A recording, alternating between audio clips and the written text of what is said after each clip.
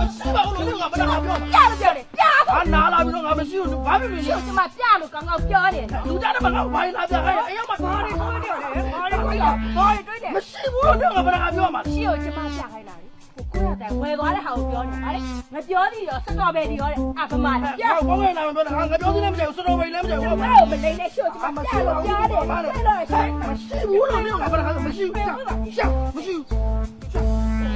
ပစိုးရကြတယ်မရှိဘူးလို့ တွဲလို့ရတော့ အစိတ်တော်လာပြီးတော့နေဘာဖြစ်နေလဲမရှိဘူးလို့ငါပြော ကျ နေ မတိကျသိထားတာရှင် ငါနဲ့နေပြဿနာတက်တော့မှနေငါမရှိဘူးလို့မနာတော့ တိကျသိထားတာ ဘာလို့တည်းတည်းမရှိပါဘူးလို့ငါပြောဘယ်လိုဖြစ်နေလဲလို့ ကိုရုပ်ကပြန်ပြီးတော့ကြားတယ်သူ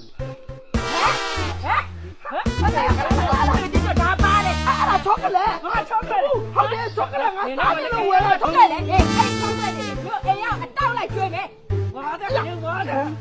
ငါလည်းချောကလက်ကိုကျွန်တော်လာများတင်များချောကလက်ကစားကြည့်အဲ့ဘယ်ရတာချောကလက်မှာတော့သူများလက်များပြဿနာတဲ့ကွာအဲ့ဒါချောကလက်မဟုတ်ဘူးဟုတ်ပါလေမပြောတာမကြောက်တော့ကွာစတော်ဘယ်ဒီတဲ့ငါပြောနေတယ်စတော်ဘယ်နဲ့ငါပြောသေးမလားကြိုက်တယ်လေအဲ့ဒီစတော်ဘယ်နဲ့ငါပြောသေးမဟုတ်ကွာအခု तू ဝါစားလိုက်တဲ့ဟာဟောမဟုတ်လည်းညိုလားစုကတော့အဲ့ဒါကိုပြောနေကဲမင်းကအိမ်ရောက်မှရှင်းပြမယ်လားဟုတ်ကဲ့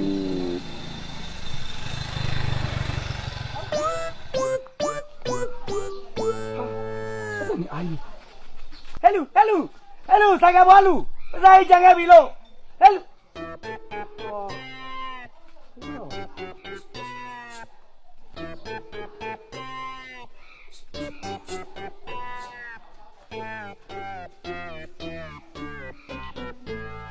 ကိုခုနကစိုက်ကယ်ဘွားလူလေအဆိုင်ပြုတ်ကြကြငယ်လို့သူပြန်လာလို့တောင်းလို့ရှိရင်ပြေးလိုက်ပါနော်။အော်အေးပြေးလိုက်မယ်။ကျွန်တော်ညီလေး။ဟုတ်လား။ဆိုင်ရကမှဖြတ်သွားတာ